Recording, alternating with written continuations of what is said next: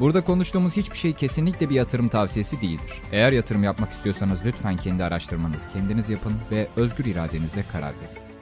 Kripto üzerine teorik olarak biraz araştırma yapan herkes şunu fark etmiştir. Blok zincir projeleri aynı anda hem merkeziyetsiz ve güvenli hem de ölçeklenebilir olmak için birbiriyle devamlı yarış halindeler. Bugüne kadar biz de kanalımızda birbirleriyle rekabet içerisinde olan 15 farklı blok zincir projesini inceledik. Kimi daha merkeziyetsiz ve güvenli ağlar inşa etmek için ölçeklenebilirlikten ödün veriyor, kimi ise daha hızlı ve ölçeklenebilir oluyor ama sonrasında akıbetleri her viraj sonrasında lastik patlatıp pite giren formülü araçlarına benziyor. Tabii ki gün geçtikçe yeni blok zincirlerin adını duymaya devam edeceğiz. Buradaki en önemli kısım bir gün güvenli, merkeziyetsiz ve ölçeklenebilir bir proje ortaya çıksa da bu yarışın bitmeyecek olması arkadaşlar. Buradaki mesele her birinin bir ekosistem inşa etmeyi, bir topluluk oluşturmayı ve kalıcı olmayı başarıp başaramamasında yatıyor. Dünyada binlerce havayolu firması var. Her biri aynı anda hizmet veriyor. Kimi daha yüksek fiyatlarla daha kaliteli uçuyor, kimi daha uygun fiyata ve biraz daha az konforlu bir ulaşım sunuyor. Blok zincir projeleri de aynen böyle. Bugün ortaya çıktığı ilk günden beri ciddi anlamda kalıcı olmaya oynayan, daha yolun başındayken ekosistemini inşa etmeye başlamış ve Web3'te bir vizyon sunan hem ölçeklenebilir hem de merkeziyetsiz bir ağ olan Aptos protokolü inceleyeceğiz. Hazırsanız başlayalım.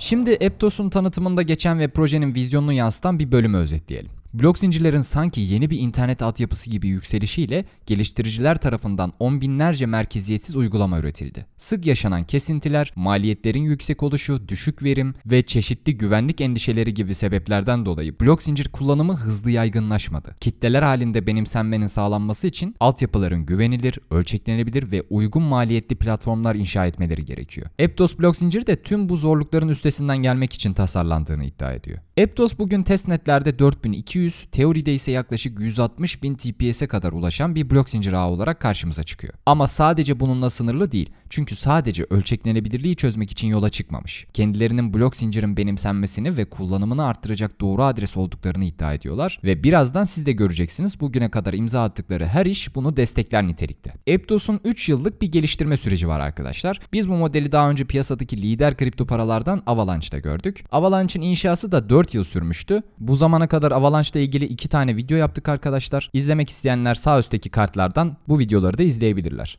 Aptos'a dönecek olursak bu 3 yılda yaklaşık 350 geliştirici sürece katkı sağladı. Yanlış anlaşılma olmasın, bu sayının tamamı yalnızca yazılım geliştiricileri. Yani adamlar gerçekten büyük oynuyor arkadaşlar. Projenin üzerine ciddi anlamda titriyorlar ve tekrar ağı test ediyorlar. İşlemlerde modüler yapı kullanılıyor oluşu da Aptos'un bir diğer özelliği arkadaşlar. Modülerlik kavramını da çok tekniğe kaçmadan biraz açmak istiyoruz. Modülerlik, işlemleri daha pratik hale getirmek için onları tek bir katmana yığmak yerine görev dağılımının yapılmasıdır arkadaşlar. Konusu açılmışken bununla ilgili ilk blok zincir projesi olan Celestia incelememize de göz atmanızda fayda var. Orada da bu konuyu detaylıca anlattık. Sağ üstteki kartlardan ulaşabilirsiniz. Bu arada Aptos, Celestia'daki gibi modüler katmanlarla karşımıza çıkmıyor ama ağ işleyişinde modüler yöntemlere başvurulmuş. Bunu da söylemiş olalım. Şimdi hızlıca Aptos'un bugüne kadar inşa ettiği ve gittikçe büyüyen ekosistemine bir göz atalım.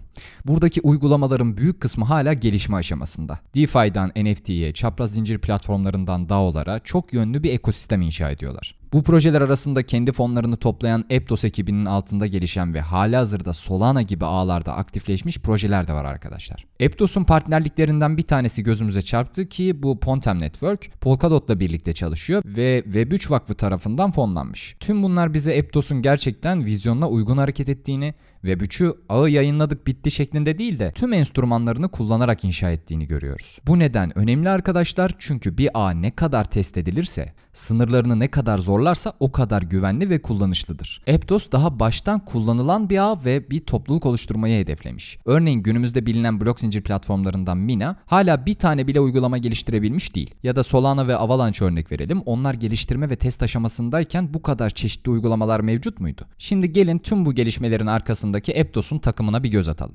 Takım kısmında teker teker yöneticilere değinmek yerine genel vizyondan bahsedeceğiz arkadaşlar.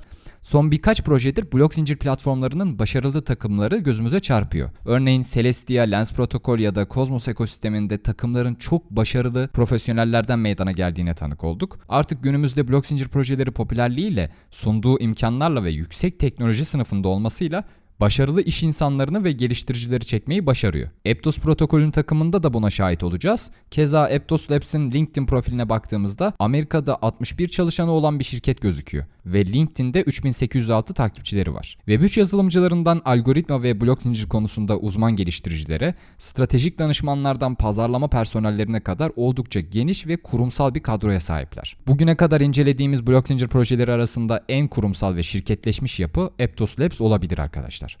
Ekipten örnek verecek olursak kurucu ortaklardan Avery Ching daha önce ölçeklenebilirlik konusunda araştırmalar yapmış ve Facebook'ta yazılım mühendisi olarak çalışmış. Instagram'da çalışmış geliştiriciler, popüler finans ve ekonomi dergisi Forbes'ta çalışan satın alma müdürleri, Google, Microsoft gibi dünya devi şirketlerde çalışmış yazılımcılar bunu takip ediyor. Bu çalışanlar aynı zamanda MIT, Temple University gibi sadece Amerika değil, dünyada popüler teknik ve ekonomi okullarından mezun kişiler arkadaşlar. Anlayacağınız oldukça kalifiye ve problem çözme konusunda becerileri olan geniş bir ekip. Aptos bizde açıkçası şu hissi uyandırdı arkadaşlar. Blok zincir teknolojisi dünyada yeni bir rekabet alanı gibi gözükse de bu kadar başarılı insanın bir araya geldiği yerde sorunlar mutlaka bir şekilde çözülür. Şimdi gelecek planlarından bahsetmeden önce kısaca Aptos'un gelişimine ve yol haritasına göz atalım arkadaşlar. Aptos, Meta yani eski adıyla Facebook'un Ocak ayında durdurma kararı verdiği blockchain girişimi Diem üzerinde çalışan bir ekip tarafından kuruldu. Yani aynı ekip halihazırda bir arada çalıştı ve üzerinde çalışmaya başlanan bir projeyi devraldılar. Aptos geçtiğimiz 4 ay boyunca 4 ayrı testnet gerçekleştirdi. Ödüllerin dağıtıldığı bu testnetlerde yönetimden doğrulayıcılara ve staking aktivitelerine kadar geniş çaplı işlemler başarıyla gerçekleşti. Aptos geliştiricileri çeşitli teşviklerle kendi ağ üzerinde uygulama inşa etmeye davet ediyor ve geliştiriciler de Aptos'la çalışma konusunda gayet hevesli görünüyor. Başından beri vurguladığımız vizyona uygun hareket edildiğini burada da görüyoruz. Ekip eğitimler, hackathonlar gibi birçok aktiviteyle bir topluluk edinmek ve gelecekte kendi ağı kullanılıp benimsenen bir teknoloji haline gelmek için uğraşıyor. Aptos protokolün IDO ve ICO süreçleriyle ilgili detay paylaşılmamış arkadaşlar. Jetonların 2022 3. çeyreğinde piyasaya çıkması bekleniyordu. Ancak bunun için biraz geç kalınmış gibi görünüyor.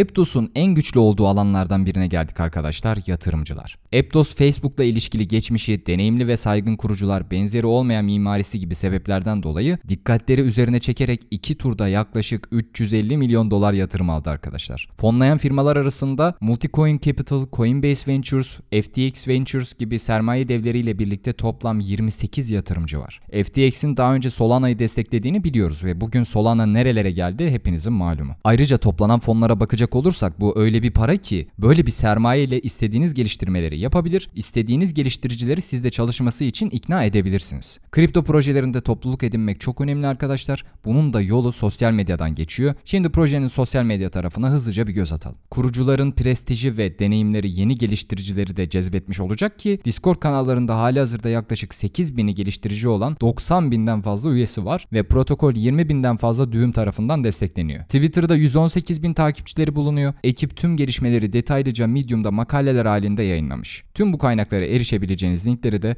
açıklamalar kısmına bırakıyoruz. Şimdi Aptos protokol iyi bir yatırım olabilir mi sorusunun cevabını biraz olsun netleştirmek için artılar ve riskler kısmına geçelim. Aptos'un artılarına ilk yazılacak şey kesinlikle vizyon olmalı. Çünkü projeyi bugünlere getiren blok zinciri herkes için kullanılabilir ve ulaşılabilir bir teknoloji haline getirme hedefleri. Bunun için attıkları adımlar karşılık buldu ve bugün üzerine uygulamalar inşa edilen, şimdiden Avalanche, Solana gibi blok zincirlerle kıyaslanan bir proje ortaya çıktı. Diğer artısı şüphesiz Aptos'u destekleyen ve sağladığı fonlarla proje gelişimine katkı sunan ortakları. Çok büyük yatırımlarla projeye hareket alanı ve gelişme imkanı sağladılar. Bu kadar başarılı ve sermaye sahibi oluşum bir araya gelip adım atıyorsa bu işlerin defalarca denetlenip gözden geçirildiği anlamına geliyor arkadaşlar. Aptos protokol teknik açıdan da çok güçlü bir proje. Burada işlerin nasıl yürüdüğünü yüzeysel olarak anlatsak da testnetlerde 4200, teoride ise 160.000'e kadar ulaşan TPS yani saniyedeki işlem sayısı hızı göz dolduruyor ve daha şimdiden bir Solana killer olarak nitelendirilmeye başlandı. Bunu nasıl başardıkları ile ilgili daha fazla teknik ayrıntıya